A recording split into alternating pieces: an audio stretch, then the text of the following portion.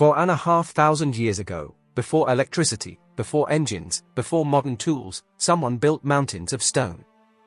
Not castles. Not temples. Not cities. But perfect geometric structures, aligned with the stars, the earth, and something far beyond human survival. And today, with all our technology, all our machines, all our science, we still cannot fully explain how they were built. Or why. Because the pyramids are not just monuments. They are a message. And we may no longer understand the language. The pyramids stand in silence. Empires rose. Empires burned. Religions were born. Languages disappeared. Yet the pyramids remained. Not damaged. Not forgotten. Not broken. They were not designed to impress a generation. They were designed to outlive civilizations. Each block weighs several tons. Over 2 million blocks in a single structure.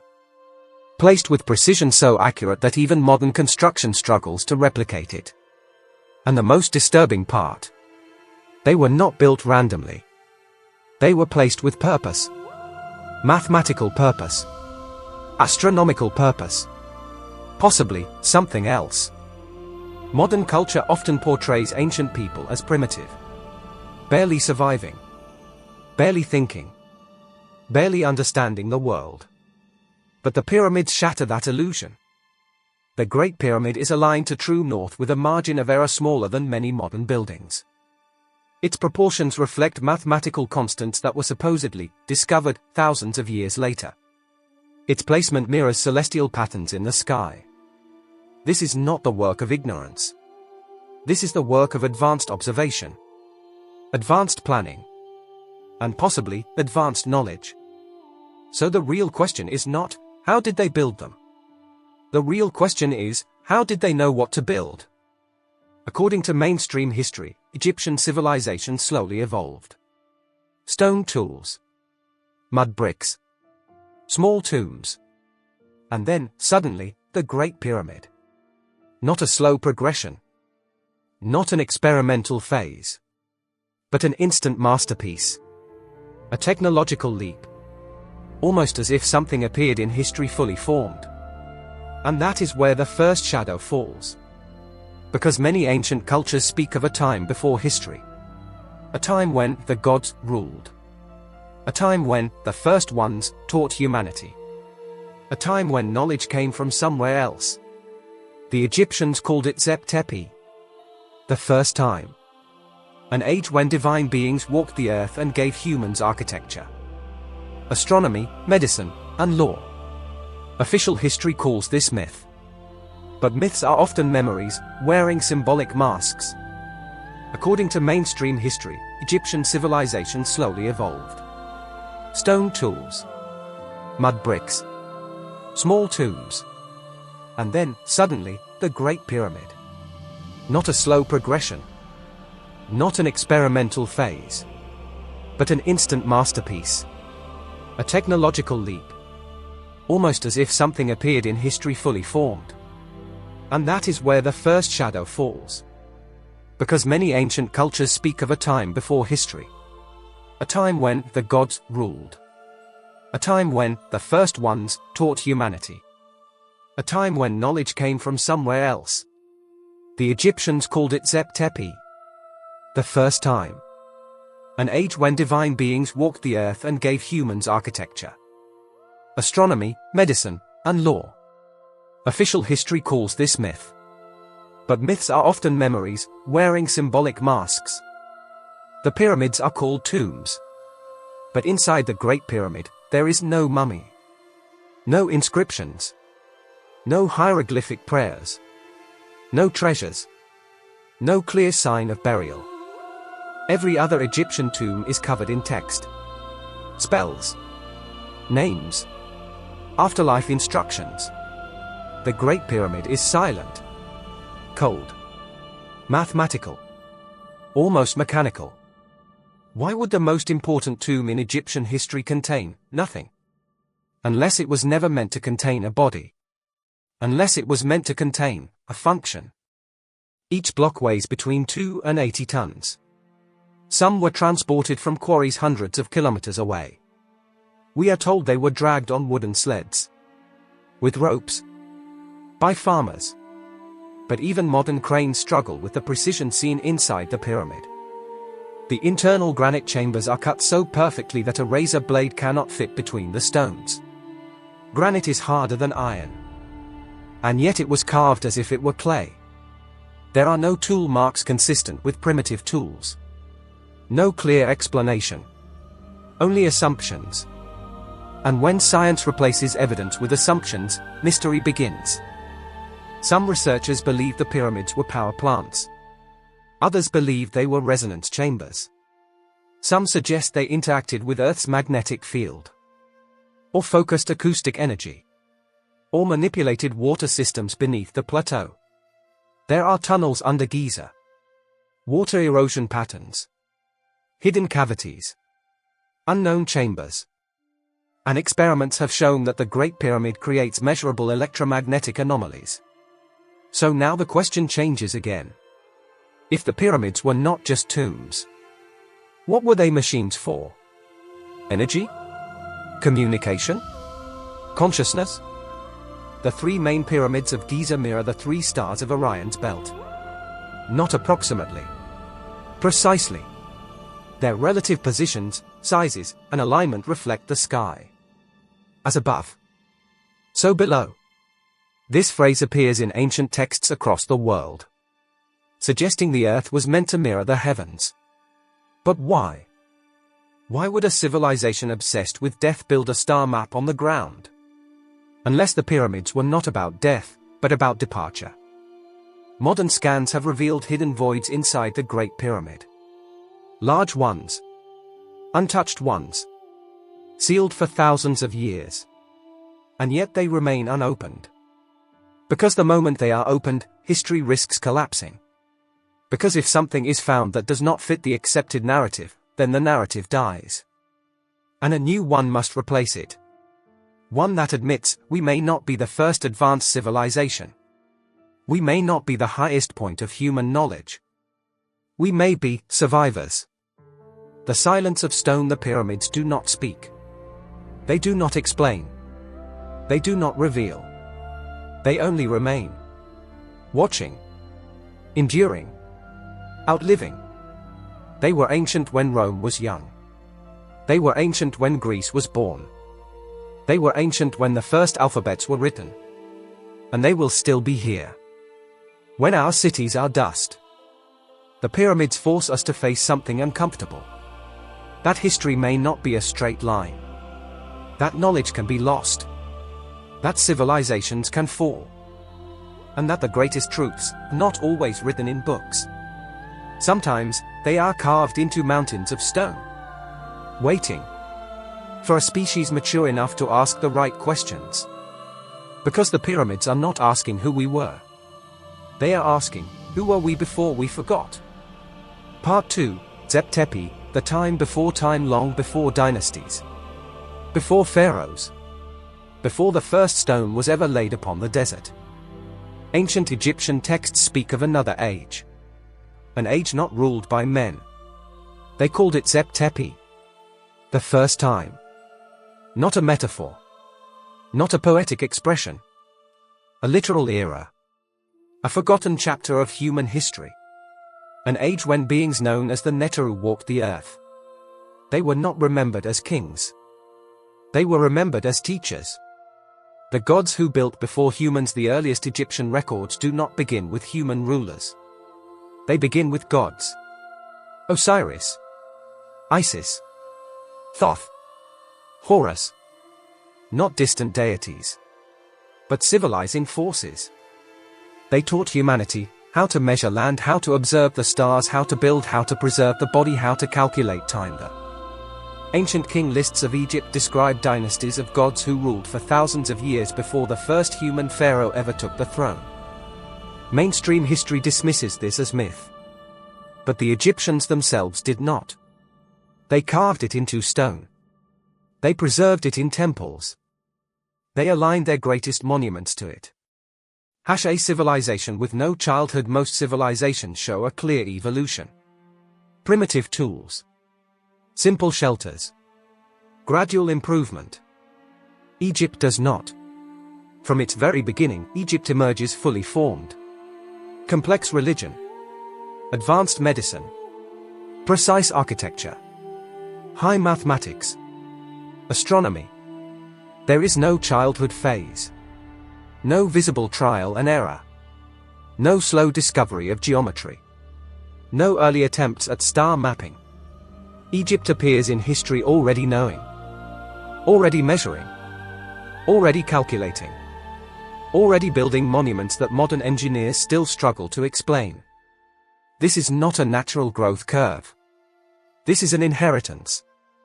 The gods were not symbolic. Temple inscriptions describe the Neteru not as invisible spirits, but as physical beings. They ate. They walked. They fought. They ruled cities. They constructed sacred sites. They traveled across the land. They were associated with specific locations. Specific mountains. Specific structures. The Great Pyramid was not originally called the Tomb of Khufu. It was called Eket, the glorious light.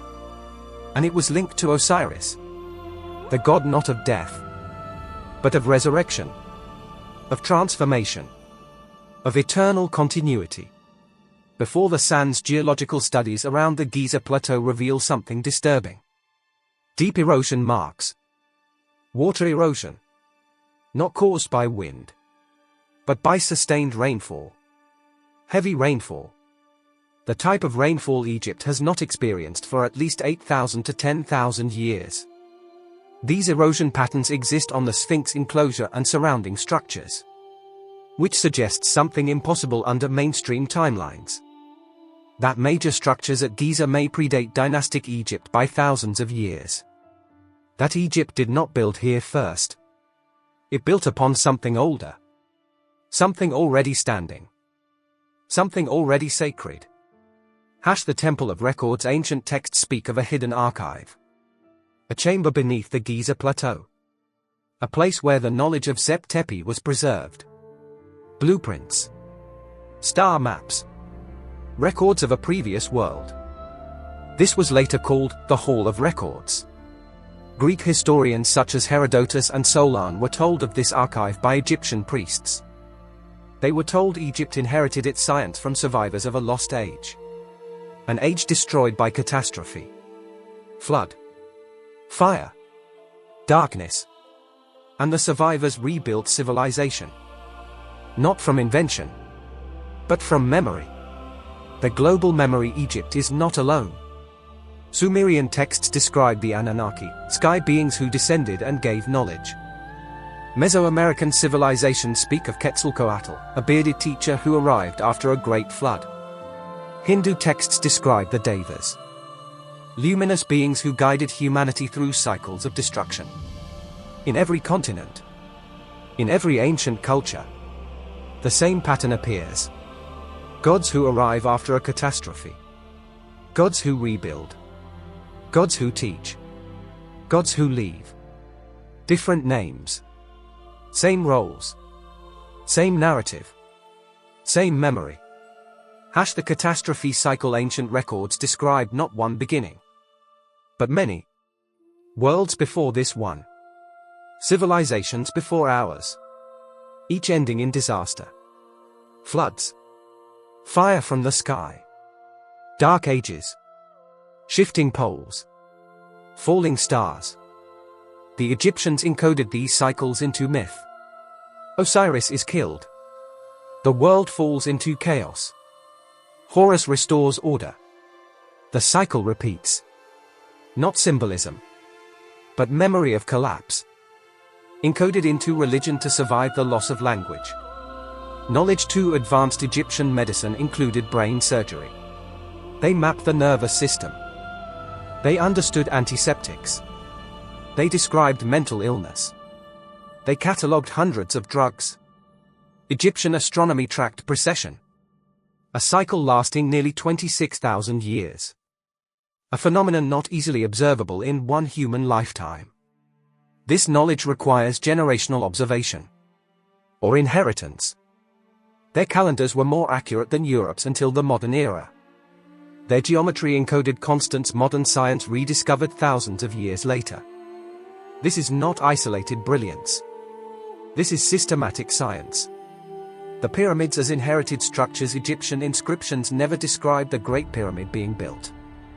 They describe it being restored, reactivated, honored, maintained. The earliest texts speak of it as already ancient, already sacred, already aligned, already perfect. They do not claim creation. They claim guardianship. The pharaohs did not call themselves builders of the pyramids. They called themselves heirs of the gods. Star memory. The Egyptians did not worship the sun. They worshipped the stars. The imperishable ones. The circumpolar stars that never set. They believed the gods came from there. They believed souls returned there. Their monuments were not oriented to earth. They were oriented to the sky. The entire Giza complex reflects celestial design. Not artistic inspiration, but navigational memory. A sky homeland, projected onto earth. Priests of a dead world. The true power in Egypt was not the pharaoh. It was the priesthood. They controlled calendars, architecture, medicine, rituals, astronomy. They did not innovate. They preserved. They did not create. They guarded. Their temples were not places of worship. They were repositories of pre-catastrophic knowledge. Encoded. Symbolized. Hidden. To survive the next collapse. What Egypt never explained. The origin of their science. The source of their measurements. The beginning of their calendar. The reason the pyramids were aligned to specific stars. The reason sacred sites appear across the planet on the same latitudes. The reason ancient cultures separated by oceans shared the same gods. Egypt never explained these things. It assumed they were already known. Inherited. From Zep Tepi. The time before time. Stone as memory. The pyramids were not built for one dynasty. They were not built for one king. They were not built for one civilization. They were built to survive the fall of civilizations. They were built to endure floods, earthquakes, wars, dark ages. They were built to remain when language failed, when libraries burned, when cities collapsed. They were built as anchors. Stone memory. Encoded knowledge. For a future that would forget. Part 3. The impossible machine. The Great Pyramid is not a monument. It is a machine. Not symbolic. Not decorative. Mathematical. Geometrical. Geodetic. And engineered with a precision that should not exist in the ancient world. A structure that should not stand over 2.3 million stone blocks. Average weight, 2.5 tons. Some exceeding 70 tons. Placed with tolerances under a millimeter. Aligned to true north with greater accuracy than most modern skyscrapers. Its base is more level than many 21st century buildings. Its corners form almost perfect right angles. Its sides bow inward slightly, an anti-seismic design feature rediscovered thousands of years later. This is not primitive construction. This is systems engineering. Stone that should not fit the casing. Stones once covering the pyramid were cut so precisely that a razor blade cannot fit between them. No mortar. No filler. Just molecular contact. Granite blocks inside the king's chamber weigh up to 70 tons and were transported from Aswan, over 800 kilometers away. Not downhill. Not by river alone. But lifted. Positioned. Locked into place. With internal chambers deep inside the structure. Mainstream explanations speak of ropes, sledges, and ramps. But no ramps have ever been found. No rope remains capable of handling that load. No tool marks matching copper chisels. No quarries showing gradual extraction of such volumes. And no experiment has ever replicated this precision at this scale using ancient methods. The tool problem: copper tools cannot cut granite. Granite contains quartz. Quartz has a hardness near that of steel. Yet inside the pyramid, granite blocks are cut with flatness measurable in microns. Drilled holes show spiral striations indicating rotational speeds far beyond hand drilling. Some cores extracted from granite appear to have been cut with pressure levels that rival modern industrial drills. The surfaces are not chipped. They are machined, smoothed, leveled, balanced. This is not stonecraft. This is material science. Lifting the unliftable inside the Great Pyramid, massive granite beams sit nearly 60 meters above ground, each weighing more than a modern main battle tank. To place them, they would need vertical lifting systems, internal transport shafts, controlled positioning, synchronized labor beyond any documented ancient capacity, yet no cranes. No pulleys. No scaffolding remains. No records of the engineering process. Only the finished machine. Already standing. Already perfect. A coded structure. The pyramid is not random. Its dimensions encode the ratio of Earth's radius to its height, the exact length of the year, precessional cycles, geographic coordinates of Earth's landmass center. Pi. Its latitude corresponds to the speed of light in meters per second. Not approximately. Precisely.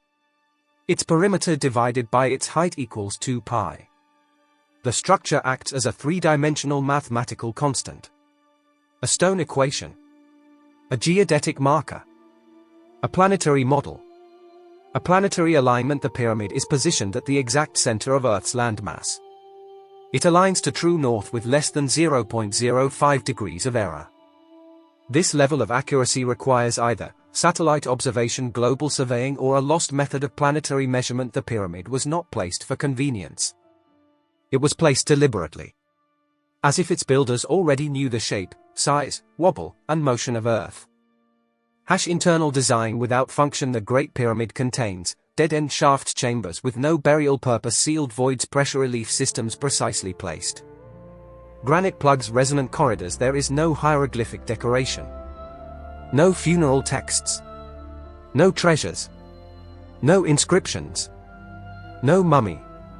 No coffin. No evidence of burial rituals. Every other Egyptian tomb is covered in writing. The Great Pyramid is silent, sterile, functional. It is not a tomb. It is an installation. Stone that responds. The king's chamber resonates at specific frequencies. Low-frequency vibrations amplify inside its granite walls. Sound waves travel through its corridors with minimal loss. The entire structure behaves like a harmonic instrument. An acoustic system. A resonant cavity. Designed not just to stand, but to interact. With vibration. With energy. With something unseen. A powered structure? The pyramid contains no soot. No smoke residue. No evidence of torches. Yet its interior was constructed deep in darkness. The granite used is rich in quartz. Quartz generates electrical charge under pressure. The Nile once flowed closer to the plateau. Flowing water creates electromagnetic fields. Some internal shafts are lined with copper traces. The architecture resembles not a grave, but a circuit. A pressure system. A resonator. A converter. Not proven, but structurally implied. A blueprint beyond dynasties. No papyrus describes its construction. No blueprint survives. No official account exists. The Fourth Dynasty did not leave behind the planning records of the largest project in human history. Not one. Instead, later texts describe the pyramid as sacred, untouchable, inherited, already ancient, already mysterious, already beyond explanation. The sudden disappearance of skill after the Great Pyramid. Egyptian construction quality declines. Stone size decreases. Precision fades. Internal complexity vanishes. Later pyramids crumble. Angles fail. Cores collapse. Techniques are lost. Civilization regresses. This is the reverse of natural development. This is not evolution. This is decay. The forgotten engineers. The structure does not resemble the peak of Egyptian engineering. It resembles the remnant of something greater. A surviving artifact of a higher technological age. Maintained by dynasties who no longer understood it. Honored by priests who preserved rituals but not the science. Copied by builders who could imitate the form, but not the function. A machine without a manual. The Great Pyramid stands alone. No prototypes. No evolution. No instruction phase. No transition. No learning curve. It appears complete. Perfect. Sudden. An object out of place in time. Not belonging to the civilization that inherited it, but to one that vanished. What remains? No tools. No plans. No records. No builders' names. Only stone. Only silence. Only a machine that still resists explanation. And a civilization that worshipped it without understanding it. Art 4. The purpose that was erased. The Great Pyramid was not built to honor death. It was built to control a process. A transformation. Not of bodies. Of consciousness. Not a tomb, but a chamber. No mummy has ever been found inside the Great Pyramid. No burial texts. No offerings. No wall inscriptions. No funerary symbols. Every confirmed Egyptian tomb is covered in instructions for the afterlife. The Great Pyramid contains none. Its chambers are bare. Geometric. Functional. Not symbolic. The king's chamber contains no throne. Only a stone box. Uninscribed. Unsealed. Too plain to be royal. Too precise to be ritual. Positioned not for burial, but for alignment.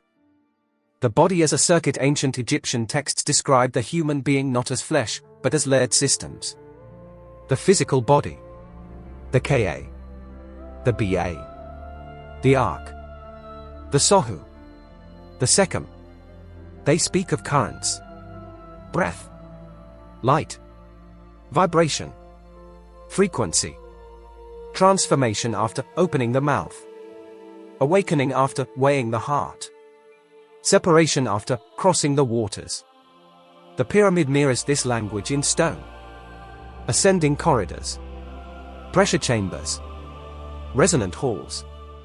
Dead-end shafts. A vertical journey. A controlled ascent. Not symbolic. Architectural. Resonance and altered states. The king's chamber resonates at around 438 Hz, close to harmonic ranges known to influence neurological states. The granite walls amplify low-frequency vibration. When sound is introduced, standing waves form.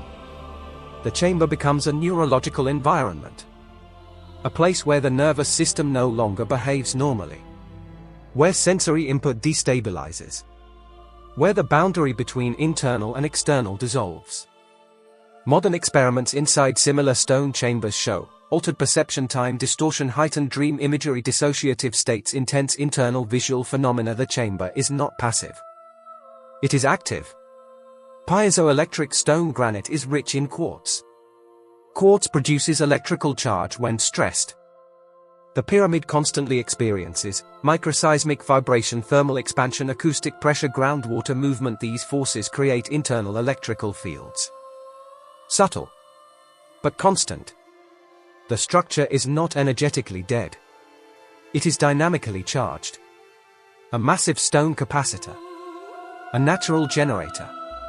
A static field chamber. An environment capable of influencing biological systems. The initiation structure. Ancient texts describe initiations conducted in darkness. Long isolation. Controlled sound. Cold stone. No light. No time reference. The initiate placed alone inside a chamber. To confront something. to dissolve something, to experience something beyond narrative. The pyramid provides the perfect architecture for this. Complete darkness.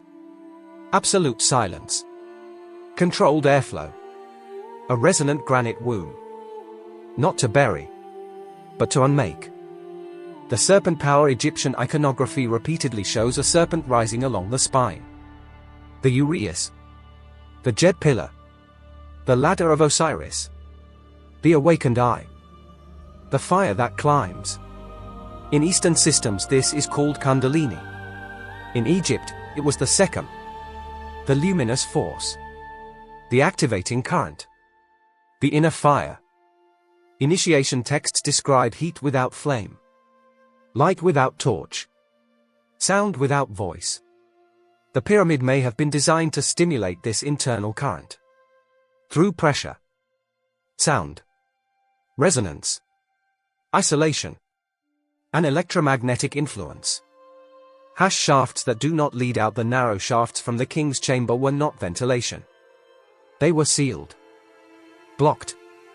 Too small for air circulation. They are precisely angled. Pointed toward specific stars at the time of construction. Orion. Sirius. Draco. Not random. Symbolically called the doors of the sky, but functionally acting as waveguides. Frequency channels. Directional resonators. They were not meant for movement. They were meant for interaction. The star map Orion was Osiris. Sirius was Isis. The duat was the realm of transition. The pyramid's layout mirrors the Orion belt. The internal journey mirrors the stellar myth. Death. Disassembly. Reconstitution. Ascent. But in Egypt, myth was never separate from function. Their rituals were not theater. They were technologies of consciousness. The pyramid was not a symbol of the sky. It was a physical interface with it. The stone womb, the king's chamber, is not a throne room. It is proportioned like a resonant cavity. The queen's chamber like a pressure chamber. The subterranean chamber like a sensory deprivation pit. Vertical alignment connects them. As if the structure maps neurological stages. Descent. Containment. Activation. Ascent. The initiate did not walk through a story. He was passed through a system. The experience without record. No text describes what happened inside. Only that the priest entered. And the illuminated one emerged. Called the Ark. The shining being. One who had crossed. One who had died before dying. One who had remembered. Not metaphor. Title. The danger of the machine. Some ancient accounts warn of failure. Of madness. Of death. Of dissolution. Of becoming lost in the duat. The structure was not safe. Not ceremonial. Not symbolic. It was a device capable of destabilizing the mind. The nervous system. The sense of self. A misaligned initiate did not become enlightened. He broke. The erased practice. Later dynasties preserved the shell. But the rituals faded. The priesthood inherited the building. Not the knowledge. The language survived. The system did not. The machine remained. But the operators vanished. The pyramid became a relic. A monument. A misunderstanding. What endures. Not a tomb. Not a monument. Not a symbol. But a structure whose internal logic still matches human neurology. Whose geometry still interacts with vibration. Whose materials still generate charge. Whose silence still alters perception. A machine built not to hold the dead, but to transform the living. Part 5. Before Egypt. Long before dynasties. Before hieroglyphs. Before pharaohs. Before recorded history. There was already something standing on the Giza plateau. Something old when Egypt was young. Something inherited. Not created. The problem of time. Official history places the Great Pyramid around 2600 BCE. 4th dynasty. Khufu. Copper tools. Primitive engineering. But the ground beneath Giza tells a different story. The bedrock of the plateau carries deep vertical erosion. Rounded channels. Heavy weathering. Not caused by wind. Not caused by sand. But by sustained rainfall. Egypt has not experienced that level of rain for at least 10,000 to 12,000 years. This erosion predates dynastic Egypt. It belongs to another climate. Another world. Another age. The Sphinx that should not exist. The Sphinx enclosure shows massive water erosion. Not surface wear. But deep geological scarring. Vertical. Curved. Layered. The type produced by long-term precipitation. Not desert wind. Not flash floods. Which means the Sphinx and the complex around it existed when Egypt was green. When the Sahara was savanna. When rivers crossed the plateau. When the Nile Valley was a living basin. That world ended around 10,500 BCE. At the close of the last ice age. The lost world. At the end of the ice age, Earth experienced violent climate shifts. Sea levels rose over 120 meters. Coastlines vanished. Islands disappeared. River systems collapsed. Civilizations built near water were erased.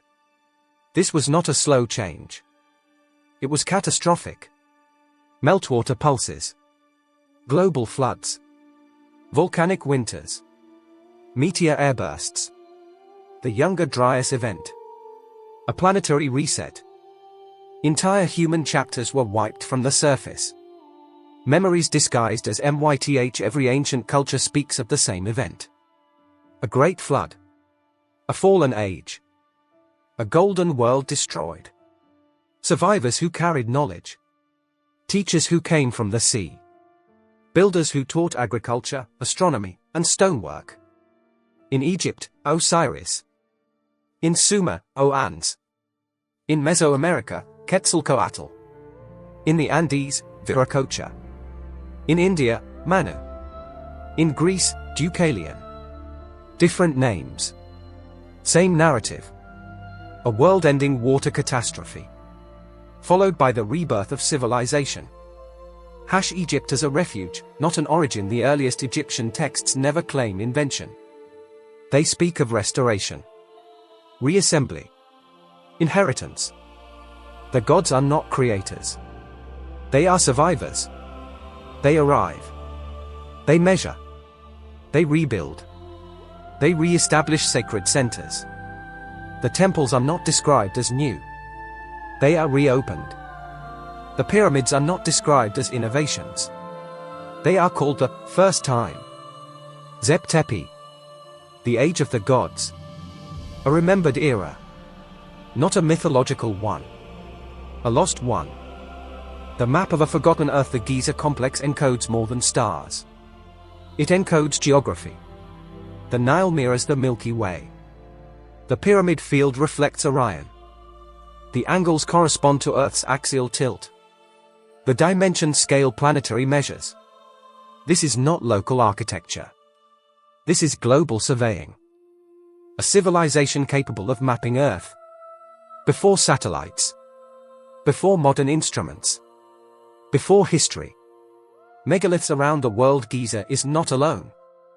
Across the planet stand structures with the same anomalies: polygonal stonework, cyclopean blocks, seismic resistant joints, precision cuts in granite and basalt.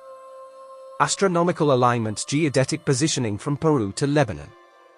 From Easter Island to Turkey. From Malta to Cambodia. Different cultures. Same engineering signatures. Same impossible stones. Same unanswered methods. Same silence.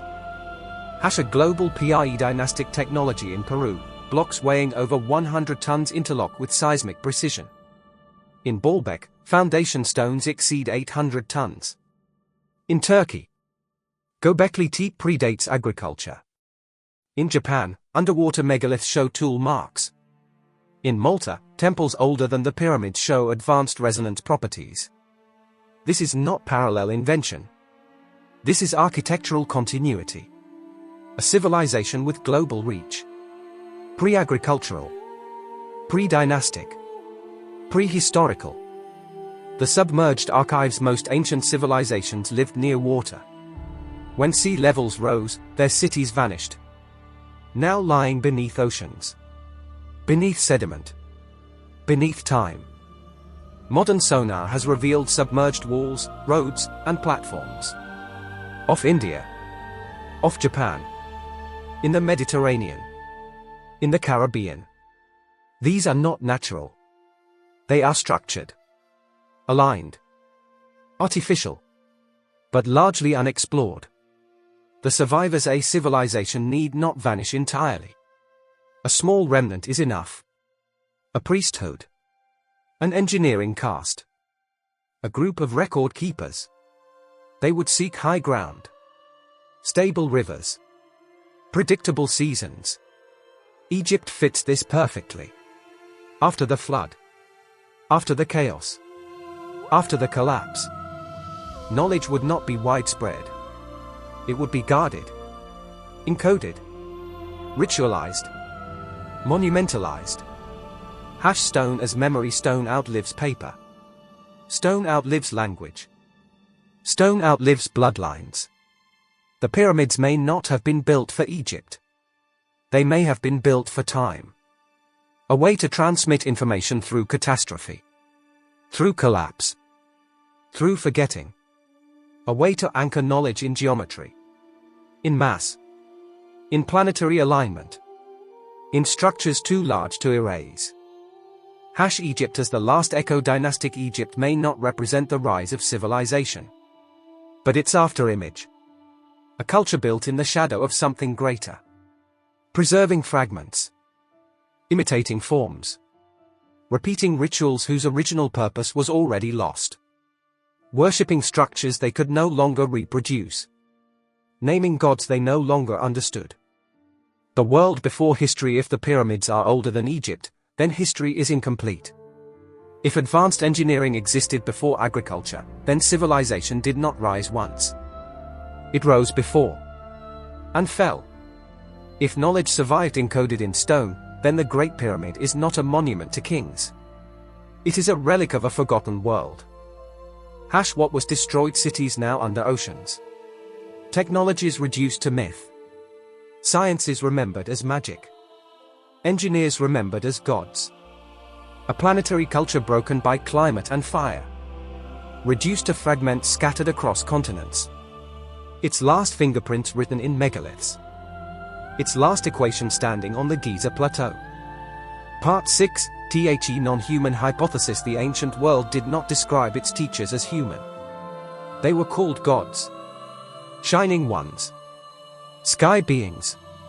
Watchers. Those who descended. Those who arrived. Those who instructed. Not metaphorically. Literally.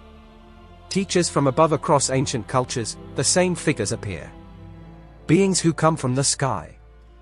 Who possess knowledge of stars before astronomy exists. Who bring agriculture, medicine, architecture, and law. Who speak of cycles. Catastrophes. Renewals.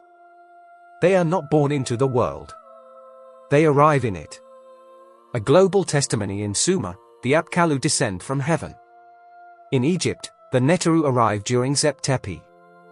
In Mesoamerica, Quetzalcoatl comes from the east. In the Andes, Viracocha walks out of the sea. In India, the Devas descend from the sky realms. In China, the sons of heaven rule with celestial mandate. Different continents. Same origin. Same function. Same memory. Astronomical knowledge without telescopes. Ancient structures encode precession of the equinoxes, stellar proper motion, planetary cycles, solstices and equinoxes, long count. Calendars, galactic alignments, knowledge that requires centuries of observation. Yet appears suddenly. Fully formed. With no recorded development phase. No trial period. No astronomical infancy. Only maturity. Biology of the gods' ancient art repeatedly shows elongated skulls, non-standard cranial proportions, large eye sockets, narrow jaws, high parietal vaults. Some discovered skulls display cranial capacity beyond modern human ranges. Not deformation. Structural difference. Not all. But enough. These remains are often hidden, restricted, classified, stored, removed from public display, because they do not fit anthropology. The hybridization motif. Ancient texts speak of unions between gods and humans. The Watchers take wives. The Neteru produce royal bloodlines. The Devas mix with mortals. The result, kings, semi-divine rulers, dynasties of different blood.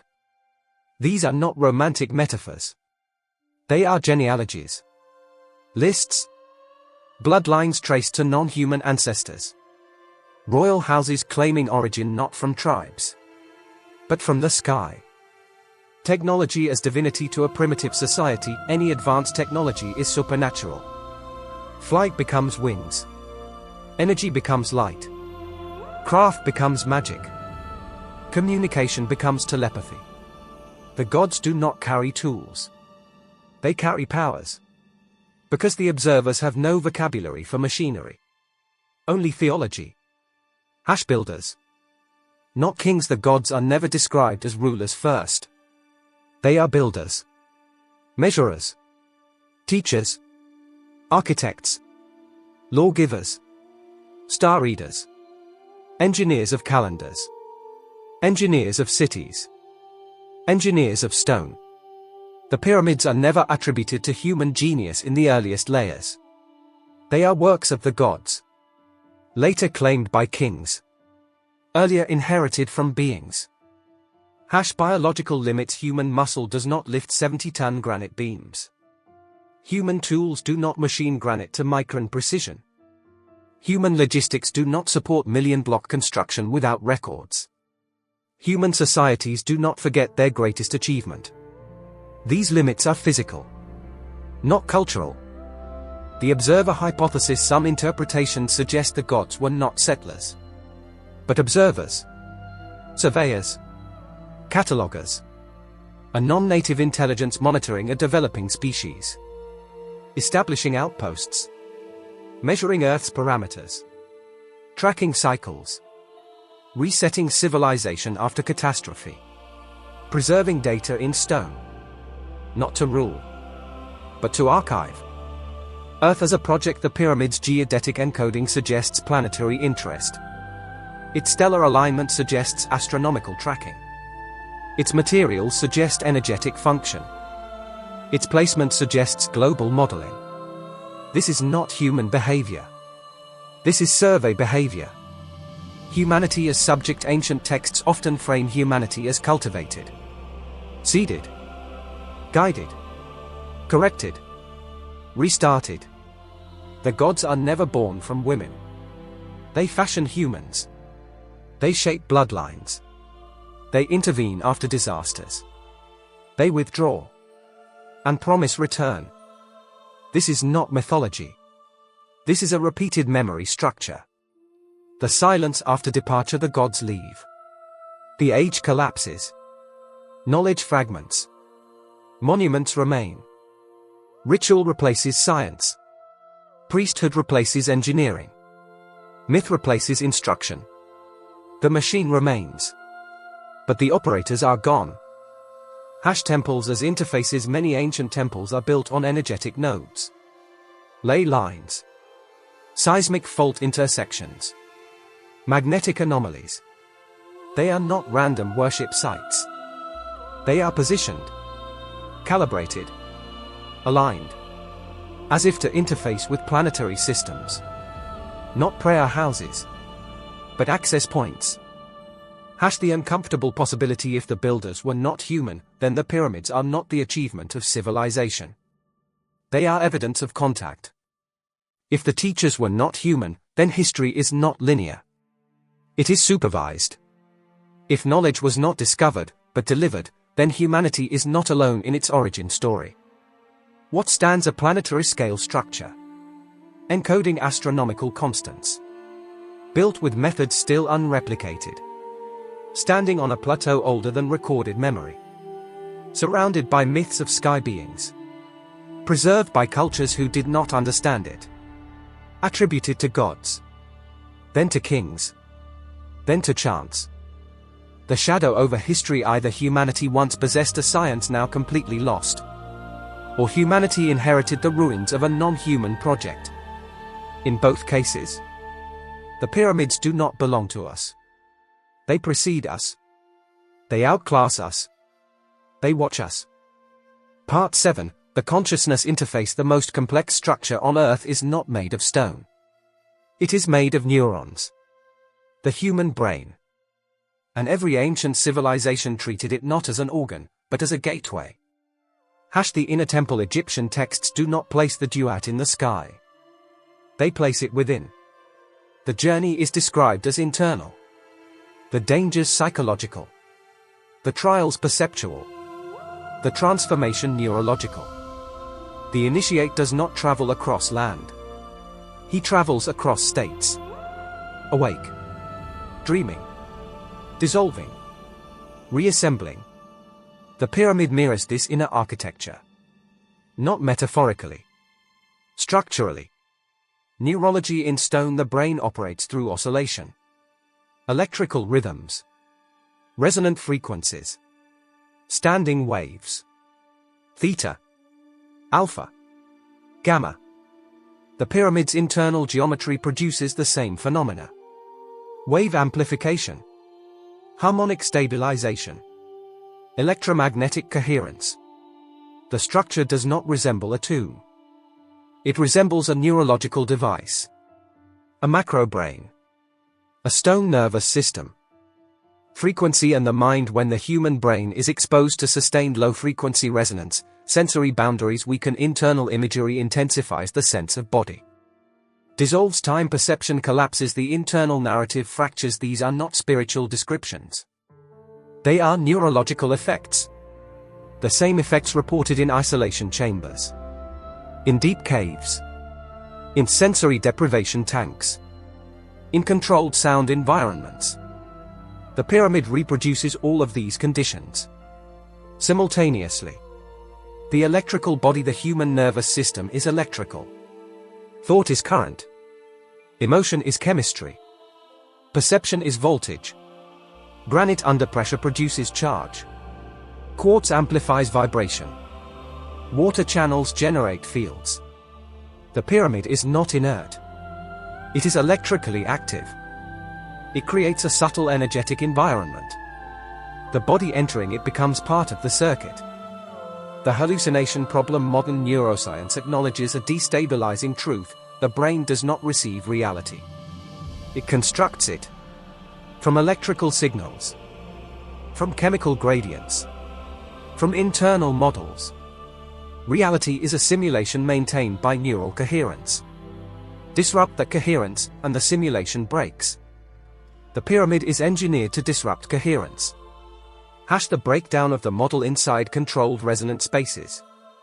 Subjects report geometric visual fields. Non-human intelligences. Disembodied awareness. Information without language. Environments more real than waking life. These experiences are universal, cross-cultural, timeless.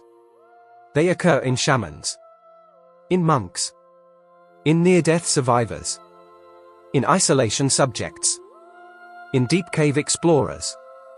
The pyramid recreates the same neurological doorway. The ascent response. When neural coherence destabilizes, the body reacts. Heat along the spine. Pressure in the skull. Light phenomena. Auditory hallucination. Loss of bodily boundary. Egyptian texts describe this precisely. Fire in the Jed. The opening of the eye. The rising serpent. The illumination of the ark. These are not poetic phrases. They are physiological reports. The internal cosmos. Under these conditions, the brain produces structured environments. Star fields. Tunnels. Architectural forms. Entities. Landscapes. Information spaces. Not dreams. Coherent. Navigable. Consistent. The ancient world called this the duat. Modern science calls it endogenous reality. The pyramid may have been designed to induce stable access to it. The interface model. The pyramid does not generate visions. It stabilizes the brain state in which they occur. It reduces sensory noise. Amplifies internal signal. Synchronizes neural oscillation. Removes external time markers. Creates an artificial neurological womb. The initiate does not see gods. He encounters layers of his own cognition, stripped of the external world. The watchers within. When the internal model collapses, deeper systems activate. Archetypal structures. Pattern generators. Entity-forming processes. The mind encounters intelligence, but not necessarily external. Autonomous. Responsive. Unfamiliar. These are the same forms once called gods. Angels. Spirits. Guardians. They arise when the cognitive firewall dissolves. Biology as the true technology. If ancient builders understood consciousness engineering, then the pyramid is not a power plant, not a transmitter, not a beacon. It is a neurological instrument, designed to explore the architecture of awareness, to map perception, to access internal dimensions, to study the human interface with reality. The dangerous experiment. Such states are not harmless. Modern neuroscience associates them with ego death, dissociation, psychosis, neurological trauma, permanent perceptual shift. Ancient texts warn of initiates who did not return, who fragmented, who wandered, who lost their names. The pyramid was not spiritual comfort. It was cognitive exposure. The AKH condition. Those who succeeded were not called enlightened. They were called arc. Shining ones. Not morally purified. Neurologically transformed. They perceived reality differently. Interpreted existence differently. Lived in a different internal world. They were no longer fully anchored to the surface mind. A species-level project. If consciousness can be altered, then perception can be redesigned. If perception can be redesigned, then reality can be experienced differently. The pyramid may have been part of a long-term experiment. Not on energy, not on stone, but on human awareness. Architecture as cognition. The structure may represent a physical model of the mind, descending into sensory silence, ascending through activation, stabilizing at resonance, projecting inward. The building is not symbolic. It is instructional. A stone diagram of consciousness. The real interface. If the gods were external, they interacted through technology. If the gods were internal, they interacted through neurology. In both cases, the interface is the same. The human nervous system. The pyramid does not connect to the sky. It connects to the brain. What remains active? The chambers still resonate. The granite still responds. The geometry still amplifies. The silence still destabilizes. The environment still alters perception. The structure no longer has priests, but it still has effect. The final possibility. The Great Pyramid may not be a message, not a monument, not a machine, but a doorway. Not to another place, but to another mode of experiencing existence. A structure not built to store the dead, but to disassemble the living into something else. Part 8. The silence that remains. Final. The pyramids still stand. After empires. After religions. After languages. After names. They remain when everything else collapses. Not as ruins, but as presences. Stone that outlived history. Civilizations rose around them and died beneath them. Kings carved their names and were forgotten. Priests built temples and vanished. Empires claimed them and turned to dust. Yet the pyramids never changed. They were ancient when history began, and they will be standing when it ends. What they never tell: history presents the pyramids as graves. Tourism presents them as monuments. Textbooks present them as solved. But no explanation accounts for all variables. Not the engineering. Not the astronomy. Not the materials. Not the placement. Not the sudden appearance. Not the sudden loss of the knowledge required to build them. The official story explains parts, but never the whole. A structure without a culture, no developmental stages. No prototypes. No written plans. No technological ancestors. No cultural build-up. The Great Pyramid does not sit at the peak of Egyptian architecture. It sits outside of it. Before it. Above it. Beyond it. Too advanced. Too early.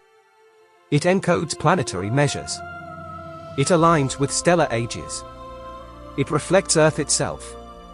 It interacts with vibration, sound, and energy. It alters human perception. It stands on geology older than civilization. It is surrounded by myths of gods, teachers, and watchers. This is not the fingerprint of a tomb. It is the signature of a project. A world erased, a world that understood Earth. That mapped the sky. That mastered stone. That built in megaliths. That vanished in water and fire, leaving fragments, monuments, and questions. Egypt may not have built the pyramids. Egypt may have found them and built a civilization around them. A different kind of technology, not machines of metal, but machines of stone. Not engines, but environments. Not tools, but interfaces. Structures capable of influencing biology, perception, consciousness. The most advanced technology on Earth may not run on electricity, but on the human nervous system. The real mystery, the greatest mystery, is not how the pyramids were built, but why they still affect us. Why they provoke obsession. Why they refuse closure. Why they feel unfinished. Why no explanation ever feels complete. Why every generation returns to them, as if something there is still active, still unanswered, still watching. What may have been left behind, not a tomb, not a monument, but a threshold, a boundary marker, between ages, between species, between states of mind, between what humanity was, and what it may have been meant to become. What stands now: stone, silence, geometry, shadow. A structure too precise for prehistory, too vast for kings, too complex for myth, too enduring for chance. A presence on the plateau that does not belong to the timeline around it. The pyramid does not explain. It endures. And endurance is its message. Final word: the Great Pyramid may be the last surviving object of a world we no longer remember. A civilization erased. A science ritualized. A technology mythologized. A knowledge system reduced to stone. And when we stand before it, we are not looking at our past. We may be standing inside someone else's. If you felt something watching this, if this story changed the way you see history, if you believe there is more buried beneath the surface of our past, like the video, subscribe to the channel, and write what you think the pyramids really are. Because history is not finished. It is hidden.